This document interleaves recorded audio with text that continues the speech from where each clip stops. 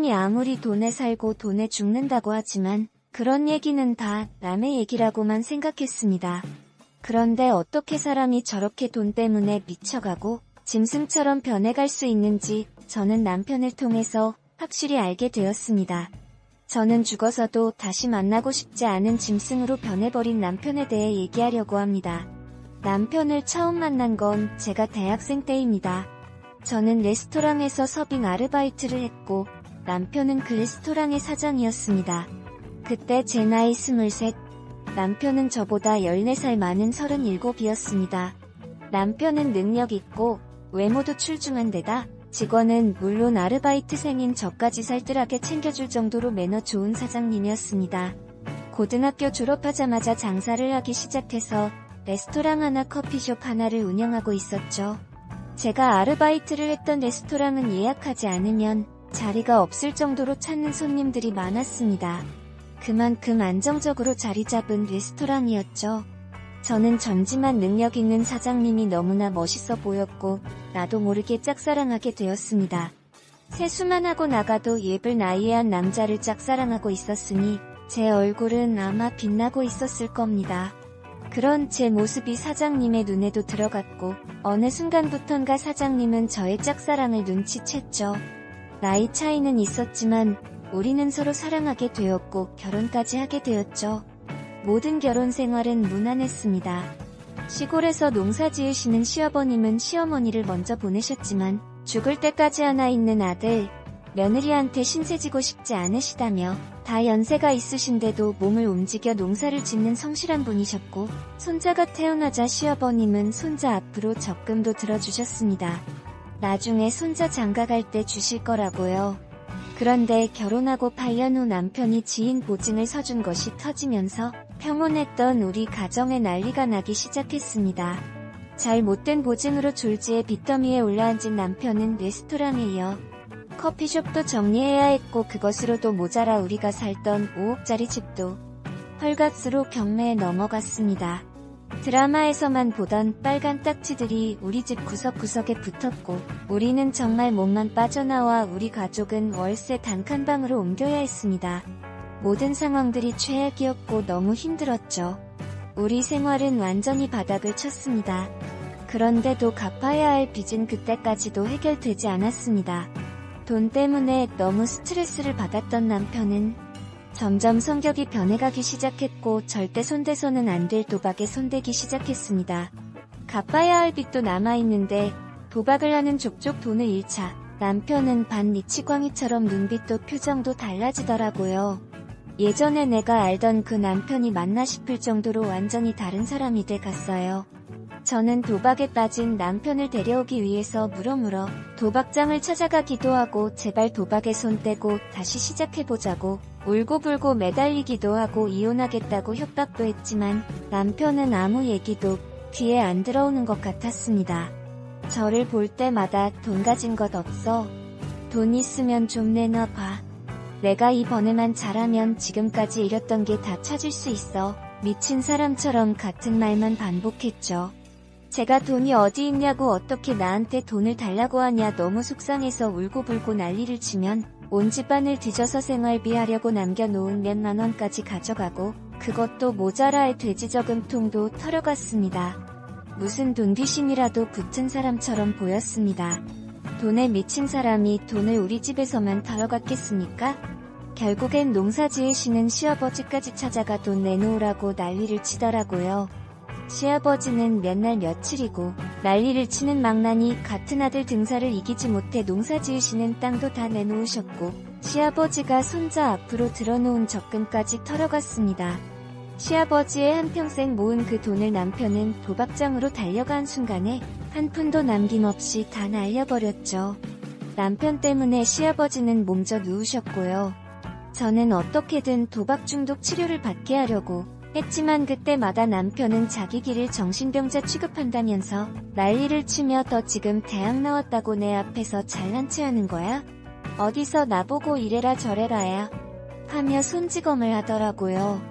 저는 도대체 사람이 왜 이렇게 변했냐며 제발 정신 차리라고 우리 가족만 생각하고 다시 시작해보자고 해도 그때마다 남편은 돈 있으면 내놔봐라는 똑같은 말만 반복했죠. 저는 도저히 설득이 안 되는 도박에 미쳐버린 사람과 더 이상 살 수 없겠다고 생각했습니다. 그래서 저는 남편과 이혼하기로 결심하고 도박 때문에 더 이상 가정생활을 이어갈 수 없다고 이혼 신청을 했습니다. 그리고 도박장에서 살다시피 한 남편이 며칠 만에 들어왔을 때 이혼 이야기를 꺼냈습니다. 남편은 제 앞에서 무릎을 꿇더라고요. 마지막으로 한 번만 살려달라고요. 저는 처음에 이 인간이 이혼이라는 말에 충격받아 그러는 줄 알았습니다. 이혼하지 말자, 정신 차리고 살겠다 할 줄 알았는데, 그런데 그게 아니었어요. 자기가 도박 때문에 빚을 졌는데 지금 이대로 있으면 쥐도 새도 죽을지도 모른다면서 딱 한 번만 자기 길을 위해 도움을 달라고 하는 겁니다. 그래서 제가 너무 열받아서 또 그 소리냐고 했죠.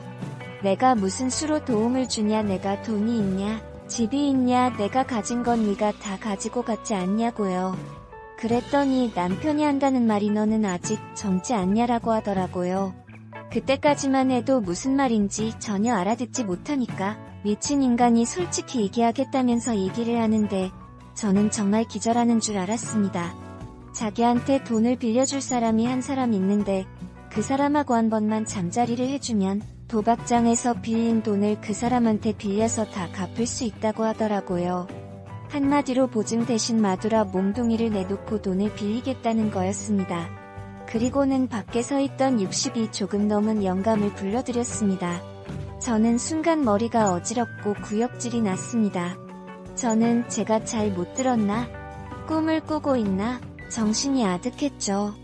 어떻게 사람이 미쳐도 저렇게 미칠 수 있는지, 아무리 돈 때문이라고 하지만 어떻게 마누라한테 와서 다른 남자한테 몸을 팔아서 돈을 빌리겠다고 하는지, 저는 돈에 미친 인간의 끝판을 보고 있었습니다. 남편은 더 이상 인간이 아니었습니다. 저는 너무 충격을 받아 아무 말 못하고 있다가 집을 도망쳐 나왔는데 바로 남편한테 붙잡혔습니다. 대답도 안 하고 어디 가냐고요. 남편이 처음에는 조금 조심스럽게 말을 꺼내더니 이제는 아예 닥달하기 시작했습니다. 딱 한 번인데 어떠냐고요. 더는 네 남편이 죽게 생겼는데 그거 하나 못하냐고요. 남편의 눈빛을 보고 있는데 완전히 미치광이 눈빛이었습니다.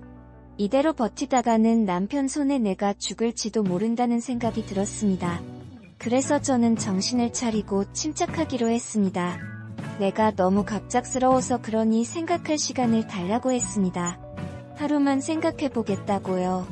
그리고 저는 이 미친인으로부터 어떻게 벗어날 수 있을지 밤새도록 고민을 하고 또 고민했습니다. 그리고 다음날 그 인간에게 얘기했죠. 당신이 말한 대로 하겠다고요. 그런데 그냥은 안 된다. 내가 잠자리를 했는데 그 사람이 돈을 안 주고 딴소리를 할 수도 있으니 다음날 계약서를 써오라고 했습니다. 그랬더니 이 미친 짐승 같은 인간이 좋다고 달려가 계약서를 써왔더라고요. 정말 치가 떨렸습니다. 그래서 저는 계약서에 당신도 동의한다는 각서를 쓰고 사인을 하라고 했죠. 나중에 나보고 딴소리하지 말라고요. 그랬더니 당연히 그래야지 하면서 기분 좋게 각서 쓰고 사인하더라고요. 얼굴에 탈을 쓴 악마를 보고 있는 느낌이 들었습니다. 각서를 다 끝내고 나서 나도 마음의 준비를 해야 하니 날짜는 내가 정하겠다고 하고는 당신 오랜만에 집에 왔으니 뭐 먹을 거라도 사오겠다며 겨우 밖으로 빠져나왔습니다. 저는 곧바로 경찰서로 달려가서 경찰에 신고하려고 했죠. 그때 전화가 걸려왔어요. 시아버지 동네 분인데 시아버지가 위독하신 것 같다고 아들하고 빨리 오라고 하더라고요. 아들은 연락이 안 된다면서요. 저는 비록 그분이 미친 남편놈의 아버지이지만 시아버지를 등질 수는 없었습니다. 저한테도 손자한테도 워낙 잘해주셨으니까요. 저는 그 인간의 얼굴을 두 번 다시 마주하고 싶지 않았지만 어쩔 수 없이 그 인간이 있는 집으로 갔죠. 그런데 그 인간은 또 어딜 갔는지 그새 사라져버렸더라고요. 저는 아이를 데리고 하는 언니 집이 아닌 시아버님에게로 갔습니다. 동네 분의 말로는 남편이 난리치고 시골에 있는 농사 짓던 땅 다 팔고 난 뒤에 시아버지가 알아 누우시더니 그 뒤로 일어나시지 못했다고 했습니다. 짐승 같은 그 인간이 결국 자기 아버지까지 돌아가시게 만든 거죠. 시아버지는 기력을 못 차리고 계시다가 겨우 눈을 떴을 때 저한테 서류 봉투를 하나 주시면서 이거 절대 그놈한테는 주지 말고 손자 키우는 데만 쓰라고 하셨습니다. 그리고 바로 변호사한테 가서 절차를 밟으라고요. 그렇게 시아버지는 마지막 유언을 남기고 다음날 주무신 듯 떠나셨습니다. 그 미친 인간은 도박에 미쳐 아무리 연락을 해도 전화를 받지 않았고요. 결국 자기 아버지 임종도 못 지켰죠. 시아버지가 돌아가시고 장례 절차를 밟고 있는데 남편 전화가 와서 빨리 날짜 안 잡고 어디 도망갔냐고 하더라고요. 지 아버지 돌아가신 줄도 모르고 자기 돈 빌리기 위해서 저보고 다른 사람과 잠자리를 재촉하다니요. 제 입에서 온갖 쌍욕이 나왔습니다. 제가 태어나서 그렇게 욕을 해본 적은 처음이었습니다. 욕을 있는 대로 퍼붓고 네가 인간이면 네 아버지 가는 길이라도 보내드리라고 하고 전화를 끊었죠. 남편은 그날 저녁 장례를 치르기 위해 시아버지 집으로 왔더라고요. 그래도 일말의 양심은 남아서 지 아버지 가시는 길은 지키는구나 생각했는데 알고 보니 그 인간의 목적은 아버지 장례가 아니라 장례에 들어오는 부조금이 목적이었더라고요. 그리고 아버지 돌아가셨으니 아버지 집도 팔아치우려고 설쳐대고 있었죠. 돈에 눈이 뒤집히니 지 아버지 죽음도 돈으로 보이는 모양이더라고요. 저는 치가 떨렸지만 시아버지 장례가 끝날 때까지 참았다가 장례가 끝난 후에 경찰서에 가서 남편과 그때 남편과 함께 왔던 영감을 고발했습니다. 성매매 알선죄로요. 그리고 그 인간이 했던 말 녹음해 두었던 것과 성매매 알선 계약서를 넘겼습니다. 남편과 그 영감은 조사를 받고 영감은 돈으로 벌금을 내고 벌금이 낼 돈이 없었던 그 인간은 유치장에 들어갔습니다. 경찰서에서 조사를 받는 동안 그 인간은 나보고 죽이니만이 난리를 쳤고요. 저는 짐승 같은 그 인간에게 또 한 번 쌍욕을 퍼부었습니다. 그리고 네가 조금이라도 인간이라면 콩밥 처먹고 정신 차리라고 했죠.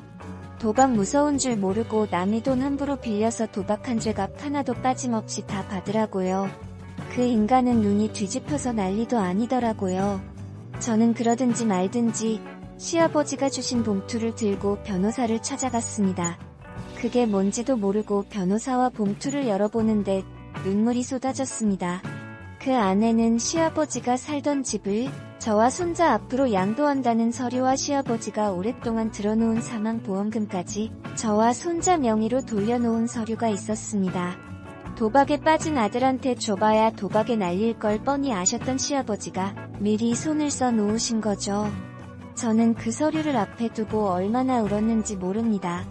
도박에 손만 대지 않았어도 어떻게든 그 어려움을 이겨냈을지도 모릅니다.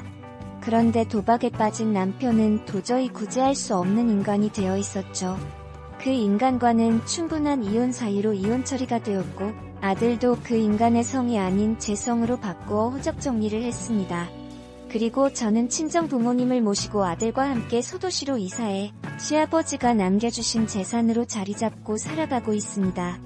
정말 나한테 이런 일이 일어날 거라고는 생각지도 못했지만 끔찍했던 시간들이 다 지났으니 앞으로 열심히 살아가고 있습니다. 그 인간은 앞으로 평생은 물론 죽어서도 안 만나길 바라면서요.